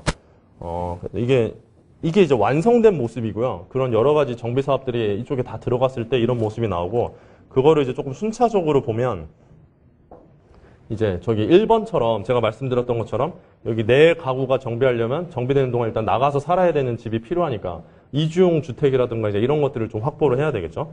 확보를 하고 그리고 이제 기초생활 인프라 뭐 공원이라든가 도서관이라든가 저런 건 이제 그 공사에 그 단순히 주택 개량보다는 공사에 시간이 더 많이 걸리니까 저렇게 해서 이제 기초적인 여러 가지 생활 인프라를 확충을 하고 그리고 나서 이제 세 번째 보시면 그 뭐 주민 주도로 아까 이렇게 네 가구가 합쳐서 집을 하나로 만든다던가 아니면 그냥 주택을 개량을 한다던가 리모델링 한다던가 이런 사업을 하고요. 그렇게 하고 나서 이제 마을관리 협동조합 같은 게 구축이 되면 이제 여기에 갖춰진 저 기초생활 인프라를 계속 관리를 하면서 또 필요하면 계속 집수리도 꾸준히 하고 하면서 이제 이 지역을 계속 관리를 해나가는 거죠. 예, 그게 그 정부가 생각하는 그 바람직한 주거재생 사업의 방향이고요. 두 번째로 중요한 두 번째 과제가 이제 구도심을 지역의 혁신 거점으로 조성을 하는 것인데 여기서 그 아까 일본 사례 말씀드렸는데 저희 첫 번째 보시면 이제 컴팩트 네트워크 도시라는 것이 나오거든요. 거기서 그림이 여기 그림 잘 보이시나 모르겠네요. 지역의 거점을 중심으로 해서 저기를 이제 중점적으로 재생을 시키는 거죠. 저 가운데 동그라미 있는 저 부분을 중점적으로 재생을 시키고 그럼 인근 지역에 사는 사람들은 저 중점적으로 재생된 지역에 쉽게 올 수 있도록 그 대중교통으로 이제 연계를 해주는 겁니다. 그래서 그러다 보니까 이제 지역의 공공교통망을 정비하는 계획도 같이 수립을 해서 교통이랑 재생이랑 연계될 수 있게 이렇게 해서 그 저 지역 전체가 조금 다 활성화될 수 있게 이제 이렇게 하는 거고요. 그런 방향으로 이제 구도심을 정비를 해 나가려고 하고 그리고 그 과정에서 이제 저기 거점에 그럼 어떤 시설을 어떤 식으로 해서 저기를 그 활성화시킬 것인지에 대한 고민이 이제 여기 두 번째 네모하고 세 번째 네모에 이제 나오는 겁니다. 그래서 아까 제가 말씀드린 그런 주상복합이 좀 이해하기 쉬운 표현이긴 한데 이제 복합 기능의 혁신 공간을 만드는 거죠. 어울림 플랫폼이 제가 말씀드린 그런 주상복합 같은 건데 그 반드시 이제 뭐 가장 일반화된 모델은 뭐 1층에는 상가가 들어가고 2층에는 뭐 창업할 수 있는 공간이 있고 3층부터 5층까지는 이제 뭐 공공 청년 임대주택이 들어가고 뭐 이제 이런 게 가장 일반적인 그냥 모델이고요. 여기서 근데 이제 지역에 따라서 실제로 이제 어울림 플랫폼을 계획을 해서 오는 지자체들을 보면 거기다가 뭐 이거는 그냥 청소년 뭐 문화복지 허브로 만들겠다고 해서 그 다양한 부처의 그 청소년 뭐 지원 사업들이 있는데 뭐 그런 것들 그런 지원 기구나 지원 시설들을 넣고 1층에는 청소년들이 뭐 놀 수 있는 환경을 만들고 뭐 이런 식으로 계획을 해서 오기도 해요. 이게 이제 지역마다 다 지역의 특성에 맞게 이제 구성이 가능한 거고요. 그리고 또 기존에 있는 산업단지나 이제 이런 것도 그 노후화된 산업단지들이 많이 있거든요. 그 노후화된 산업단지도 재생을 해서 기본적으로 산업단지는 생산을 하는 지역이니까 그 산업단지가 재생이 되면 거기를 거점으로 해서 일자리도 창출이 되고 그 지역이 또 재생이 될 수가 있겠죠. 그래서 그런 여러 가지 복합적인 기능을 갖는 혁신 공간을 연 20곳 이상 조성을 하겠다는 것이고요. 그리고 세 번째 박스에 있는 게 이제 지역의 특성에 맞는 다양한 이제 프로그램들을 만들겠다는 겁니다. 대학 타운형, 그러니까 대학의 인근을 이제 대학을 중심으로 해서 그 지역을 재생을 하는 거죠. 대학이 적극적으로 참여하고 대학에는 뭐 교수님들이나 또 학생들이나 되게 많잖아요. 그러니까 이제 그런 분들이 재생 사업에 직접적으로 참여할 수 있는 여러 가지 모델을 만드는 거죠. 역사 문화형은 그 말씀드렸던 것처럼 뭐 문체부나 문화재청이랑 같이 해서 그쪽에서 하는 또 사업들이 있어요. 뭐 문화 도시 사업이라든가 뭐 역사 자산 뭐 이런 사업들이 있거든요. 그 사업들과 연계를 해서 그 우리가 도시 재생을 이쪽의 지역에다가 도시 재생을 할 테니까 그 문화재청이나 문체부에서도 그 갖고 있는 그 사업을 여기다가 같이 해서 여기서 이제 시너지 효과가 나타날 수 있게 이제 그런 것까지 저희가 생각을 하고 있습니다. 그 역사 문화형은 그렇고 경관형 재생 같은 경우에는 이제 산림청의 도시숲 사업이라는 것이 있거든요. 그래서 그 도시숲 사업이랑 또 구체적으로 연계를 하는 거를 또 검토를 하고 있고 지역 상권 활성화는 아까 말씀드렸던 대로 여기 중소벤처기업부에서 그 전문성을 가지고 많이 하고 있어요. 그 전통시장 환경, 뭐 시설 개선 사업, 뭐 이제 그런 사업들과 연계를 해서 거기는 이제 전통시장의 시설을 개선하고 우리 도시재생 사업에서는 뭐 인근에 뭐 공영주차장을 만든다던가 이렇게 해서 전반적으로 이 지역이 좀 재생될 수 있게끔 뭐 이제 그렇게 하는 것을 계획을 하고 있고요. 농촌 특화 발전도 이게 농촌 지역은 도시 재생이 안 되는 게 아니라 농촌의 군 지역도 다 도시 재생의 대상에 다 들어갑니다. 그래서 농림부에서 하고 있는 또 여러 가지 농촌을 재생시키고 지원하는 프로그램들이 있거든요. 이게 각 부처에서 도시 재생을 다 국토부에서 하는 게 아니라 각 부처에서 이렇게 보면 그 도시의 경쟁력을 도시 경쟁력을 강화시키는 여러 가지 사업 프로그램들을 다 갖고 있어요. 그래서 그런 것들을 좀 연계시키겠다는 거죠. 그래서 근데 이게 기존에 원래 이게 말은 쉬운데 사실 부처 간에 연계하는 게 되게 힘들긴 하거든요. 그쪽에 나름대로의 스케줄과 프로그램이 있고 우리의 스케줄과 프로그램이 있기 때문에 이거 두 개를 합쳐서 같이 하는 것만으로도 되게 힘든데 막 또 여러 가지 고려해야 될 요소들도 많고 그래서 쉽지는 않지만 이렇게 안 하면 이제 뭐 중복 투자가 될 수도 있고 또 시너지 효과가 안 나타날 수도 있잖아요. 그래서 이제 이거를 되게 중요하게 생각해서 하겠다는 거고 이것도 마찬가지로 이제 이 구도심을 재생을 했을 때 바람직하게 재생이 되면 어떤 모습이 나올지를 한번 그려본 건데요. 지금 우리 정부에서 생각하고 있는 로드맵상에 들어가 있는 거의 모든 아이템들이 다 들어가 있는데 한 지역에다 이거를 다 뭐 집중시키겠다는 얘기는 아니고요. 이제 여기서 이제 선택적으로 어느 지역의 특성에 맞게 들어갈 수 있는 거죠. 저기 파란색으로 된 부분이 이제 그런 핵심 시설을 공급하는 부분, 도시재생 어울림 플랫폼이라던가 아까 말씀드린 그 첨단 산업단지 내 첨단 산업 공간을 조성을 한다던가 아니면 이제 최근에는 이제 쇠퇴한 지역은 당연히 그 주민들이나 인구수가 줄어드니까 학교가 또 비는 경우가 많아요. 그래서 폐교를 활용을 해서 뭐 문화 공간을 만든다던가 그게 저기 파란색의 세 번째에 해당할 수 있는 그런 내용이고요. 그리고 이제 최근에 이제 스마트 시티가 많이 강조가 되고 있지 않습니까? 그래서 스마트 시티를 적용을 하는데 새롭게 조성되는 신시가지의 스마트 시티 기술을 적용을 하면 체감도가 높지가 않아요. 예를 들면 이제 세종시는 저는 이제 세종시 사는데 세종시는 새로 만들어진 도시잖아요. 그래서 뭐를 적용을 해서 막 교통의 흐름이라든가 막 이런 걸 다 적용을 해서 도시를 만들어 놨다는데 와서 살아보면 그게 별로 안 느껴져요.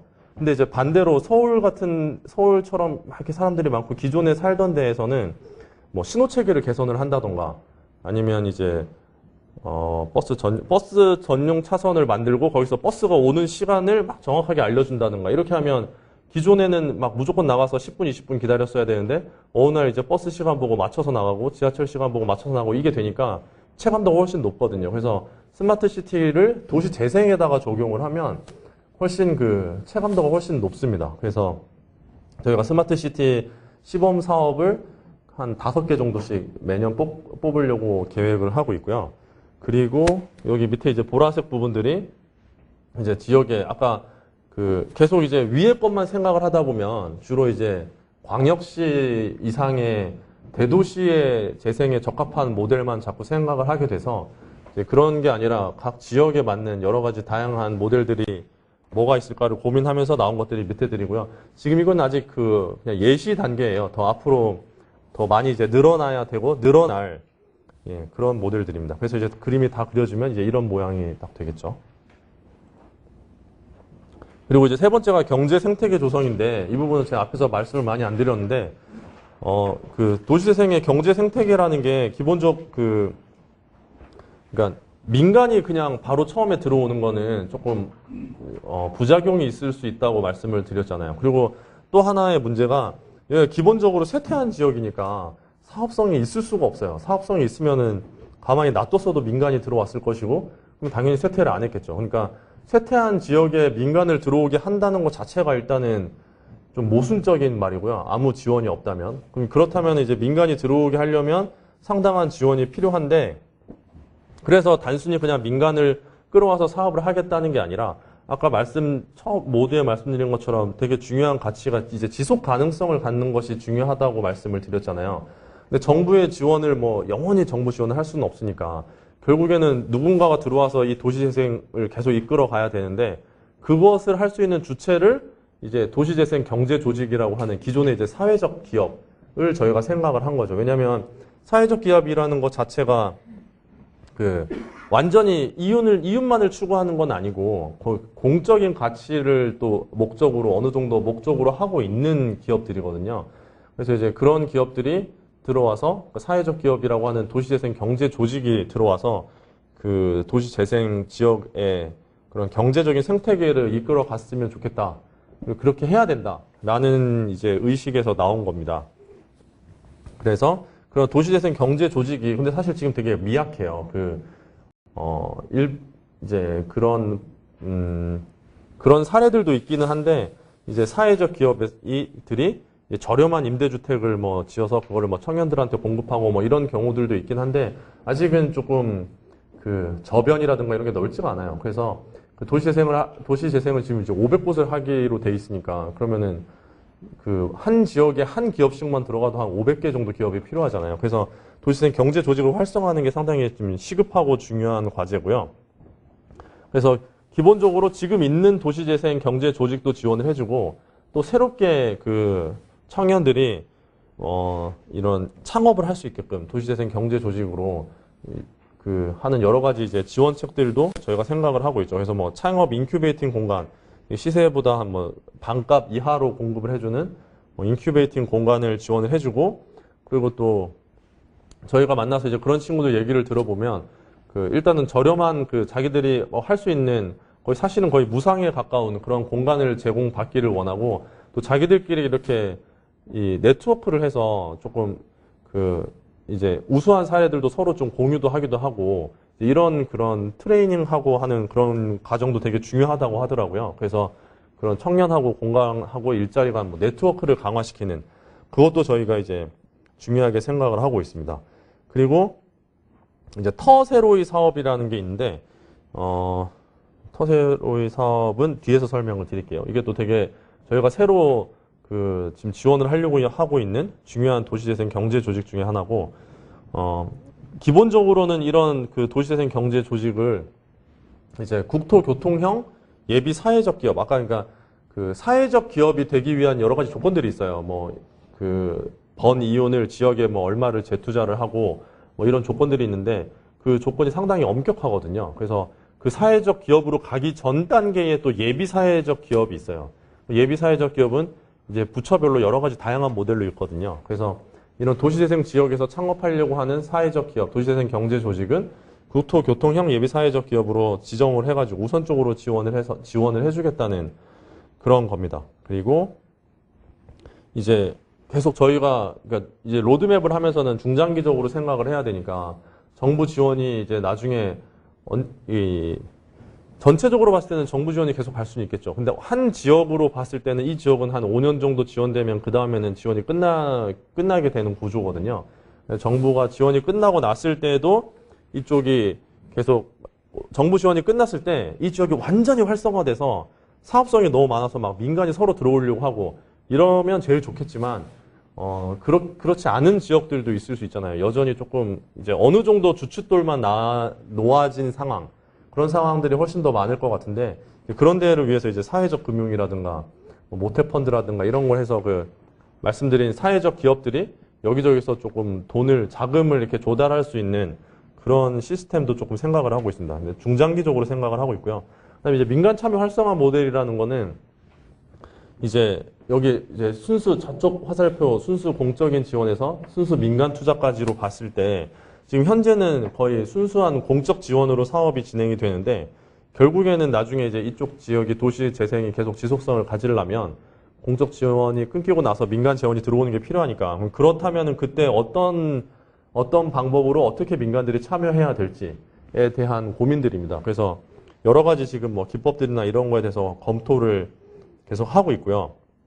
그래서 결국에는 이제 이런 민간이 참여하고 기존의 도시재생 경제조직이 돌아가면 거기서 이제 일자리가 계속 창출된다고 저희가 보고 있는 거죠. 그래서 그 지자체 차원에서는, 정부에서는 이제 이런 것들을 제가 말씀드린 그런 지원이나 이런 정책적인 사항들에 대해서 그 여건을 마련을 하고, 지자체에서는 이제 기존의 도시재생 사업과 달리 일자리도 되게 중요하니까 일자리 창출 지표를 만들어서 이거를 좀 관리를 하도록, 그렇게 지금 하려고 하고 있습니다. 이게 이제 말씀드린 그 터세로이 사업이라는 건데요. 이제 뭐 3터, 1터, 놀이터, 이제 그런 터 할 때 터를 이제 새롭게 하는 사업입니다. 기본적으로 주거지 재생 사업이 아까 또 되게 중요한 뉴딜 정책의 한 축을 이루다 보니까 그 노후화된 건축물을, 가운데 있는 노후된 건축물을 개량하려는 수요가 되게 많이 나타날 수가 있거든요. 그래서 근데 그거를 기존에는 지금 뭐 우리나라 같은 경우는 뭐 자재가 표준화되어 있거나 이제 이런 건 아니잖아요. 그냥 동네 철물점이나 뭐 이런 데 가서 집 고치고 하는 정도 수준이니까, 그게 아니라 이제 그런 집을 고쳐주는, 집을 비롯해서 뭐 건물이라든가 그 구도심에 있는 건물이라든가 뭐 아니면 아까 폐교를 활용한다고 말씀드렸는데 폐교를 리모델링하고, 또 더 나아가서는 그쪽에 뭐 공원이라든가 마을 주차장, 뭐 마을 도서관 이런 거 만드는데, 뭐 마을 도서관 만드는데 LH가 들어가서 할 수는 없잖아요. 그러니까 이제 그런 걸 할 수 있는 그 기존의 업체들, 그런데 말씀드렸다시피 사업성이 낮아서 일반 업체들은 안 들어오니까 이제 새로운 그런 일들을, 제가 말씀드린 수요를 충당할 수 있는 그 기업들을, 사회적 기업들을 양성을 하는 거죠. 그래서 이제 국토부에서 뭐 지역에 있는 청년들을 우선적으로 고용하겠다, 주민들을 우선적으로 고용하겠다는 저런 조건을 만족을 하거나, 또 뭐 이익을 지역에 재투자하겠다는 조건을 만족하면서 그 개량 사업을 하겠다고 하면 저희가 이제 뭐 창업 공간을 저렴하게 마찬가지로 또 임대를 해준다던가 초기 사업비를 지원해주고, 또 컨설팅, 뭐 창업 컨설팅도 지원을 해줍니다. 그러면 이제 그런 지역에 있는 청년이나 주민들이 또 창업가, 건축가, 뭐 시공자들이 이제 터세로이 사업자로 등록을 하고 노후 건축물을 이제 개선을 하는 거죠. 그럼 이제 여기 3번 동그라미처럼 그 지자체랑 저희가 협의를 해서 그쪽 지역에서 나오는 뭐 그 재생 사업 지역에서 나오는 노후 건축물은 다 이쪽에 터세로이 사업자가 우선적으로 수주를 할 수 있게끔 해서 이 터세로이 사업자가 뭐 설계, 시공, 하자 보수까지 다 이제 일괄적으로 시행을 하고, 그럼 아까 처음에 말씀드렸던 것처럼 그 마을관리 협동조합이랑도 연계가 될 수 있겠죠. 마을관리, 나중에 이제 이 지역이 개선이 됐을 때 마을관리 협동조합을 만들어서 그거를 터세로이 사업자랑 같이 계약을 맺으면 계속 여기를 그 자기 사는 집을, 동네를 계속 이제 수선해주고 하는 거를 계속 할 수가 있겠죠. 그거에 대해서 이제 지자체도 지원을 해주고요. 그렇게 하다 보면 이제 이 마을관리 협동조합이랑 연계를 하고 하면 터세로이 사업자로 시작해서 나중에 그 도시재생 회사로 발전하는 케이스들도 나올 수도 있고요. 그래서 이게 되게 중요한 저희가 생각하는 사업 틀이고, 이제 구체적인 사업 모델은 뭐 올해 하반기쯤에 나올 텐데, 이 터세로이 사업 같은, 이제 이건 사실 한 가지 유형이고요. 그 저희가 도시재생 경제 생태계를 활성화시키는 한 가지 유형이고, 이런 다양한 이제 터세로이 사업 같은 다양한 사업 그 체계들을 만들어서 그 지역에서 일자리가 창출되고 지역에서 계속 그 재생이 이루어질 수 있도록 일자리도 창출되고, 그렇게 저희가 계획을 하고 있습니다. 네 번째가 이제 우리 그 총괄 코디네이터 분들이 많이 해 주셔야 될, 저보다 더 많이 아실 것 같은데, 이제 도시재생 거버넌스를 구축을 하는 거고요. 거버넌스를 구축하는 저희 그 정부의 기본적인 전략은 그 도시재생의 전문가들을 많이 양성을 하는 겁니다. 이렇게 지금 오늘도 이렇게 교육을 지금 받고 계시지만, 그 도시재생이 뭐고, 사실 도시재생의 뭔지에 대해서는 현장에 계신 분들이 더 잘 아실 수 있을 것 같고, 도시재생에 대해서 계속 이렇게 관심을 갖게 하고, 주의를 환기하는 거죠. 이게 이제 삶에 좀 체화될 수 있도록. 그게 이제 지역의 첫 번째 박스에 들어있는 지역의 도시재생 역량을 강화하겠다는 건데, 그 이제 도시재생 대학이라는 지자체별 이제 프로그램을 저희가 활성화해서 저 대학이 그 대학은 아니고 그 그냥 프로그램 이름이거든요. 그래서 저거를 그 도시재생 대학 같은 그 도시재생을 교육하는 프로그램을 활성화해서 계속 이제 전문가들을 도시재생에 대해서 잘 아시는 분들을 계속 이제 양성을 하는 겁니다. 그래야 이게 그 저변이 탄탄해지고 그 반드시 저 교육받은 분들이 다 100% 다 총괄 코디네이터가 되고 다 이끌어가고 이렇게 될 사람이 될 필요는 없거든요. 근데 다 도시재생에 대해서 어느 정도 지식이 있어야 같이 모여서 얘기를 하고 그래서 이제 자기 동네를 어떻게 그 재생시킬 것인지 이렇게 생각을 할 수가 있으니까요. 그래서 기본적으로 교육을 많이 하고 그리고 또 이게 그 지금은 이제 오전이라서 좀 괜찮은데 계속 앉아서 강의 듣고 하면 재미없잖아요. 잘 관심도 없고 그 졸리고 하니까 우리가 실제로 이제 그런 거를 그냥 이렇게 뭐 그런 그 실제로 도시재생 사업을 할 수 있는 그런 또 프로그램을 만들었어요. 그래서 소규모 주민 제한 사업이라고 해서 한 1, 2억 원 정도를 지원해줘서 실제로 여기서 계획을 세워서 그 재생의 성격을 갖는 그런 사업들을 해보는 거죠. 그래서 그게 되게 효과가 있으면 그거를 이제 나중에 본격적인 뉴딜 사업으로 발전시킬 수도 있고요. 그리고 주민 참여 프로젝트 팀이라는 거를 또 만드는 것을 저희가 지원을 해서 전문가랑 이렇게 같이 연결을 시켜주는 겁니다. 원래는 주민들이 컨설팅을 받는 어떻게 보면 객체였는데 직접 자기들이 그 컨설팅 단 안에 들어가서 같이 얘기를 하는 거죠. 동등한 체계로. 그렇게 해서 같이 계획을 실제로 세워보고 여기는 조금 이제 실천형으로 학습을 하겠다, 역량을 강화시키겠다는 그런 개념입니다. 그게 두 번째 이제 박스에 있는 내용이고, 이제 올해부터 시작해요. 좀 있으면 뭐 5월 달부터 이제 시작할 겁니다.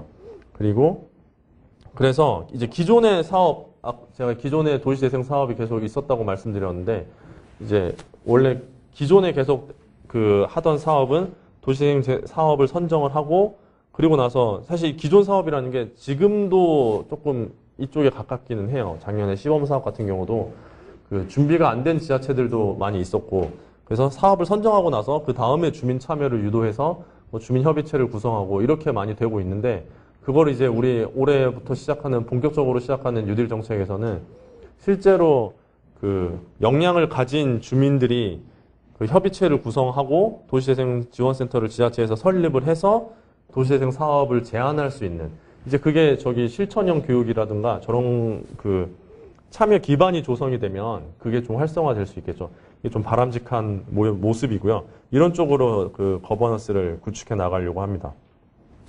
그 다음에 이제 마지막으로 중요한 내용이 이제 젠트리피케이션의 부작용에 대응하는 건데, 젠트리피케이션이라는 단어 자체가 부정적인 건 아니에요. 이게 그쪽이 젠틀이라는 게 그런 중산층을 의미를 하잖아요. 그래서 그 지역이 재생이 되면 이제 사람들이 모여들어서 좀 활성화되는 그런 의미를 갖고 있거든요. 젠트리피케이션이라는 게. 근데 이제 그러다 보니까 기존에 있는 사람들이 몰려나는 게 문제죠. 그래서 젠트리피케이션의 부작용에 대응하는 게 중요하고, 근데 뭐 서울의 뭐 경리단길이라든가 가로수길이라든가 이렇게 최근에 좀 뭐 젠트리피케이션이 우려가 된다는 지역들이 이제 최근에 좀 이슈화가 되면서 이제 모니터링을 해야 되겠다는 얘기가 나왔어요. 그래서 지금 주택 같은 경우에는 시군구 단위로 계속 모니터링을 하고 있거든요. 근데 아직 상가는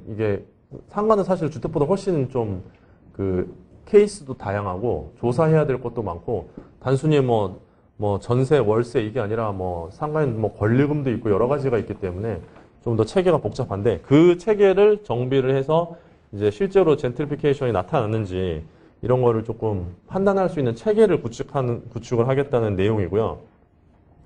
그러면 이제 젠트리피케이션에 어떻게 대응할 것인가? 그건 이제 기본적으로는 이 여기 나와 있는 것처럼 그 상생 협약을 체결을 하고 그다음에 저렴한 임대 공간을 제공을 하고 그다음에 재생 결국에는 그 상가의 건물주라든가 그러니까 건물주하고 임대인이 다르다 보니까 이 문제가 발생하잖아요. 그래서 그거를 상가를 지자체가 소유를 한다던가 아니면 여기에 들어오는 그 아까 말씀드렸던 도시재생 경제 조직이 이 지역의 뭐 상가 같은 것을 소유를 해서 여기서 나오는 이익이 다시 여기로 돌아오게 하는 이제 세 번째 재생이익이 지역의 선순환을 유도하는 이렇게 세 가지 방법이 있을 수가 있는데 이 상생협약 체결이 제일 얘기가 많이 나오는 것 중에 하나인데요. 사실 직관적으로는 조금 쉽지는 않을 수도 있어요. 왜냐하면 이게 그 상가 주인들이 모여서 이제 협약을 체결을 하는 거예요. 그 협약도 그 우리가 지금 상가 임대차 보호법상에 뭐 임대료를 그 상가 임대료를 뭐 5% 이상, 9% 이상 못 올리겠다 이렇게 규정이 돼 있는데 그게 의무화된 규정은 아니다 보니까 실제로 잘 안 지켜지다 보니까 이제 그 상가 주인들이 모여서 아 우리는 딱 그거 지켜가지고 뭐 계약도 5년 단위로 하고 절대 임대료는 요 이상으로 안 올리고 이제 이렇게 서로 약속을 하는 겁니다. 약속을 하는 건데 약속을 할 유인이 없잖아요. 뭐 내가 그 약속을 왜 해? 이렇게 해서 실제로 저 상생협약을 서울시의 성동구에서 그 성동구가 되게 유명한 사례인데 그 성동구의 구청장님이 이 상생협약에 관심이 많고 의지가 있으셔서 실제로 막 그 구청 공무원들을 다 보내가지고 구청 공무원 한 명당 그 상가 주인 8명씩을 마크를 해서 8명을 다 일일이 찾아다니면서 사인받고 설명하고 막 이렇게 제가 아까 설명드렸던 것처럼 결국에 이 지역에 젠트리피케이션 나타나서 사람들 쫓아나고 하면은 결국에는 당신한테 손해입니다. 이걸 다 설명을 하고 해서 상생협약을 체결을 하려고 했는데도 한 절반 정도밖에 안 됐다고 그러더라고요. 처음에는.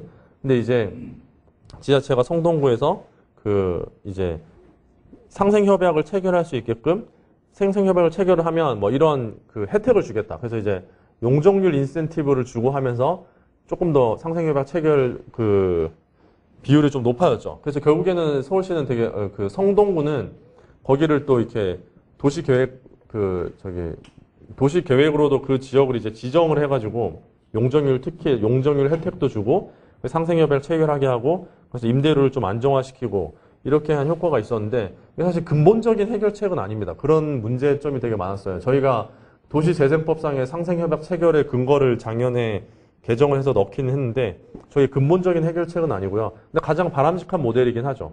도시재생 사업을 하기 전에 상생협약을 먼저 체결을 해서 이제 임대료를 안정시키는. 그래서 이제 올해에 저희가 사업을 선정할 때는 그 상생협약을 체결한 그러니까 이런 구도심을 재생하는 그런 유형은 상생협약을 무조건 체결하거나 그런 상생협의체를 만들어가지고 오도록 저희가 의무화를 시켰어요. 그래서 뭐 중요한 정책이긴 한데 사실 쉽진 않고요. 효과적이라고 보긴 조금 어렵고 그래서 저희가 생각하는 게 이제 임대료 안정 공간을 공급을 하는 거죠. 저렴하게 그러니까 거기서 밀려난 사람이 옆에 와서 다른 상가에서 좀 저렴하게 다시 예전에 그 임대료로 그 영업을 할 수 있게끔. 그래서 저거는 뭐 지자체가 소유를 할 수도 있고 아니면 뭐 LH라든가 그런 뭐 아까 사회적 경제기업 이런 데서 이제 소유를 해서 임대료 안정 공간을 공급을 하는 것.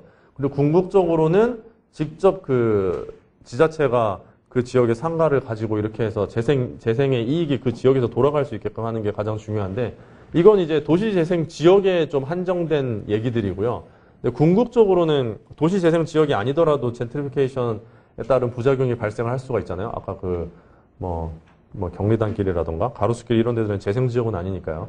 그래서 궁극적으로는 이렇게 뭐 계약갱신 청구권 행사 기간을 연장을 한다던가 뭐 상가임대차 분쟁조정위원회를 설치를 한다던가 이제 이거 궁극적인 그 내몰림 현상을 방지하는 거에 대해서 또 법 개정을 저희가 검토를 하고 있습니다. 이건 이제 법무부하고 중기부하고 같이 얘기를 해서 이 부분에 대해서 법 개정을 해서 전반적인 그 젠트리피케이션에 대응을 하려고 또 계획을 하고 있습니다.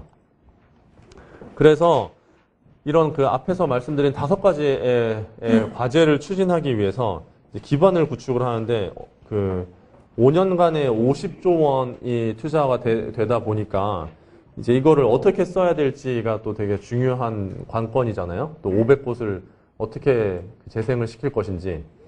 그래서 이제 지금은 현재 저희가 선정 방식으로 하고 있죠. 그래서 뭐 이제 좀 있으면 선정 계획을 발표를 할 텐데, 선정 계획을 발표를 하면 지자체들이 이렇게 공모를 받아가지고 저희가 이제 평가를 해서 거기서 뽑아서 이제 예산을 나눠주는 방식인데, 기본적으로는 이게 지역 주도가 되려면 지금은 그 아직 도시재생의 역량이 부족한 지역도 지자체도 많기 때문에 일단 그 궁극적으로는 선정하는 것, 그 다음에 관리하는 것까지도 다 지자체가 할 수 있도록 하는 게 저희의 그 궁극적인 목표고, 그 전에 있어서 일단은 뭐 단계적으로 선정할 수 있는 거는 좀 지자체에서, 광역지자체에서 직접 기초지자체를 선정할 수 있도록 이렇게 권한을 많이 위임을 했고요.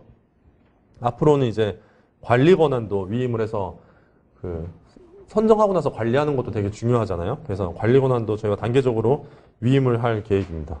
그래서 지금 일단 5년간 500곳 내외, 매년 100곳 내외 대상, 저거는 이미 공약에서도 발표가 된 내용이고, 그리고 어떤 사업들을 선정할 것인지도 되게 중요한데, 기본적으로 아까 그 4가지 목표를 말씀드렸잖아요.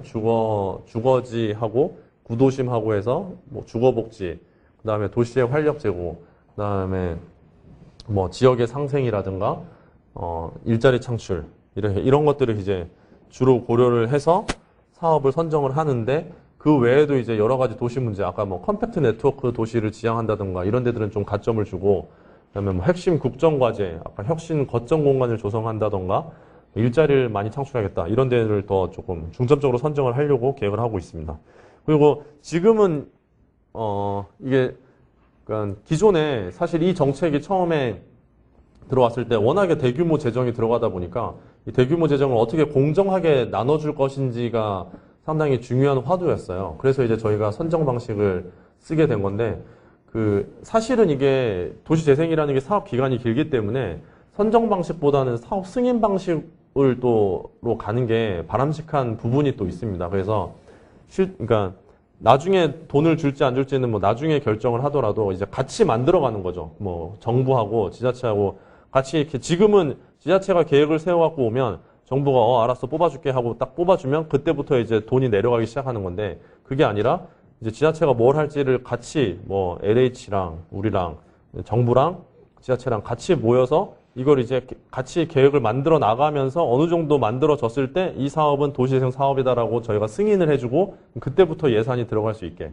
이렇게 하는 방식도 좀 중요하거든요. 근데 이거는 이제 그 어느 지역은 뭐 그러니까 전국에 있는 뭐 1000개의 지역에 대해서 정부가 다 머리를 맞대고 할 수는 없으니까 결국에는 어떤 지역을 선택해야 되는 문제가 발생한 그 관건이기 때문에, 이게 그 지금 현재 하고 있는 공모 방식에 비해서는 좀 공정성이라든가 객관성이라든가 이런 점에서는 조금 시비가 있을 수는 있는데, 반면에 이제 그 훨씬 더 완성도가 높은 도시 재생은 가능하죠. 이 조금 더 집중적으로 해서 좀 그 재생이 아주 잘 된 우수 사례를 만들어내는 데에는 사업 승인 방식이 더 좋을 수 있거든요. 그래서 저희가 이제 그런 외부 전문가들의 그런 의견도 되게 많았어요. 그래서 사업 승인 방식을 저희가 도입하는 것도 같이 검토를 하고 있습니다. 검토를 하고 있고, 그리고 이제 사업을 선정하는 것뿐만 아니라 관리하는 것도 중요하다고 말씀드렸는데, 그 대규모 재정이 들어가니까요. 그리고 또 지자체가 저희가 선정을 하도록 했으니 선정만 해놓고 나 몰라라라고 할 수 있기 때문에 저희가 이 그 평가 체계를 또 조금 정비를 하는 것도 또 중요한 과제라고, 중요한 기반 구축이라고 생각을 하고 있어요. 그래서 실제로 이게 사업의 실현 가능성이 있는지, 저기 첫 번째 박스에 나온 것처럼 사업의 타당성을 검증을 한 다음에 예산이 국비가 지원이 됩니다. 그러니까 일단은 구상서 수준의 사업 계획서를 갖고 오면 그걸 가지고 평가를 해서 저희가 일단은 사업을 선정을 하고, 그러면 자기들이 이제 지자체에서 사업이 선정됐으니 이것을 이제 구체적으로 어떻게 사업을 추진할 것인지 계획을 수립하면 그걸로 이제 그 사업의 실현 가능성을 검토해서 그게 인정받으면 이제 그때부터 지원이 나가는 거고요. 그러니까 연차별로 추진 실적 평가를 하고 사업이 종료한 뒤에는 또 종합적으로 성과 평가를 하고, 그렇게 해서 그 다음에 선정 물량을 더 많이 배분을 해준다던가 아니면 그 다음에 선정 물량에서는 좀 배제를 한다던가 인센티브와 페널티를 줄 수가 있겠죠.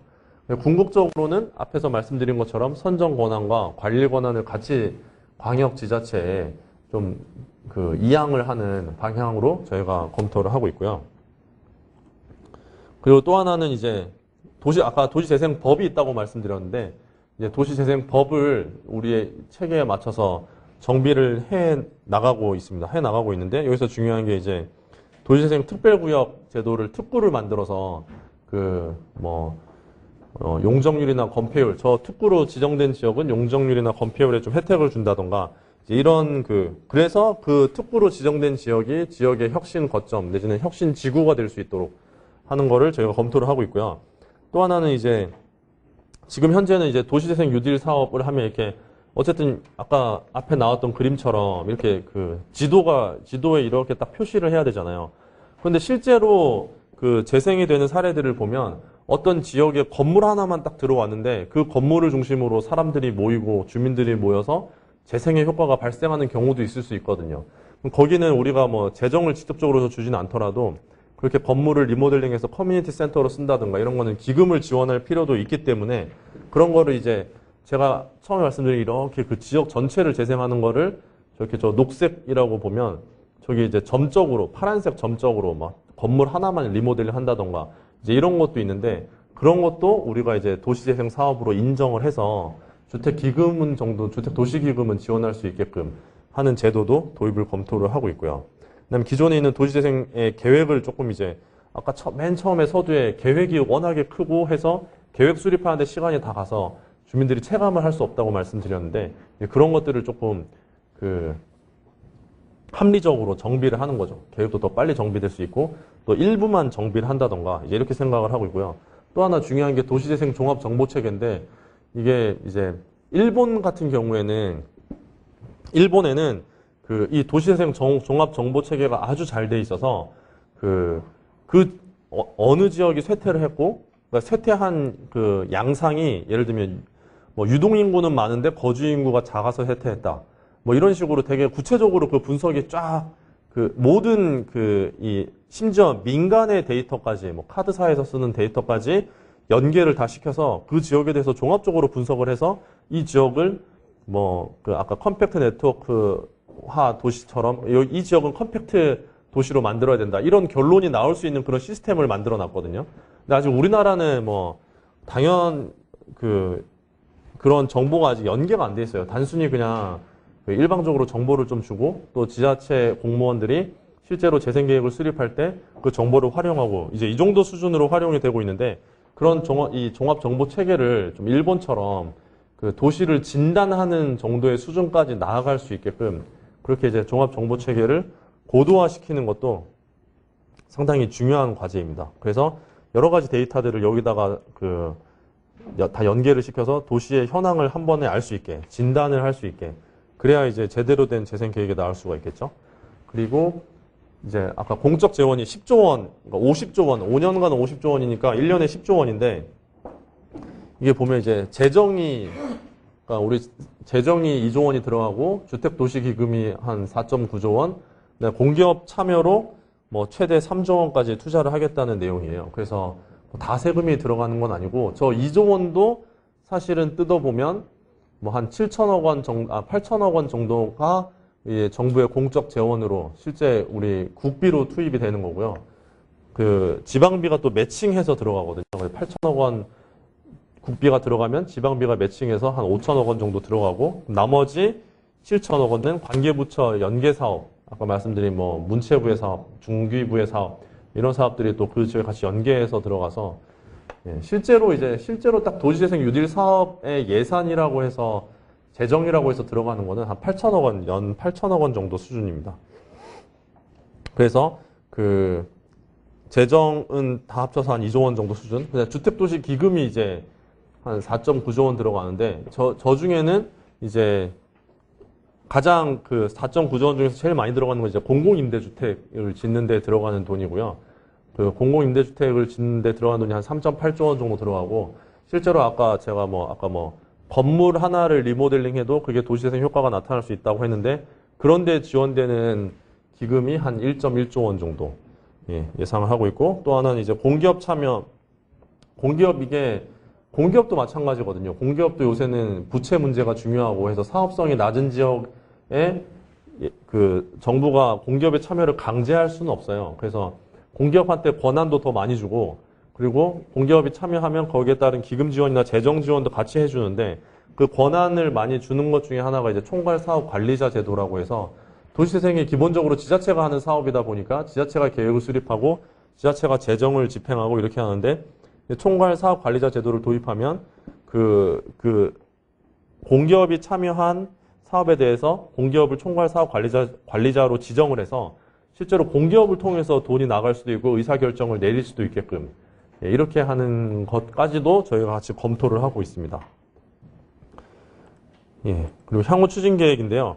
이거는 뭐 세부적인 내용은 구체적으로 보시면 될 것 같고, 저희가 하여튼 기본적으로 생각하는 거는 지금 계속 새로운 체계를 도입하고, 그 다음에 뭐 지역 주민의 역량을 강화하고, 뭐 다양한 사업 모델을 발굴하고, 이런 것들을 올해까지 저희가 혁신기라고 생각을 해서 여러 가지 전략과 방법을 만드는 것을 올해 어느 정도 끝내고 나면, 작년에 시범사업 시작했던 것들이 내년도 후반 내지는 내후년에는 이제 성과가 나오기 시작할 거거든요.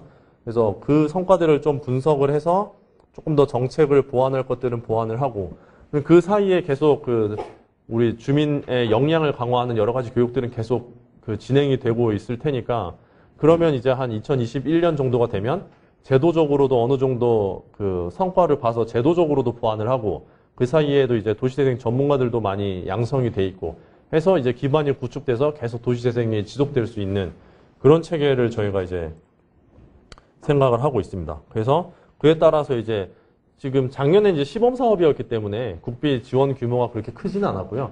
이게 이제 점점 뒤로 가면서 이제 커지는 거죠. 커지고 나중에는 이제 궁극적으로는 제가 말씀드렸던 것처럼 뭐 민간이 들어오게 되면 더 우리가 처음에 계획했던 것보다 더 크게 이제 재원이 투입될 수가 있겠죠. 뭐 다 공적 재원은 아니겠지만, 그렇습니다. 그래서 이런 것들이 잘 되면 여기 나와 있는 것처럼 뭐 저희가 궁극적으로 도시재생 뉴딜 정책이 추구하는 가치들이 이거니까요. 이거에 따라서 여러 가지 장기적으로 저런 효과들이 나타날 수 있게끔 하려는 거죠. 이게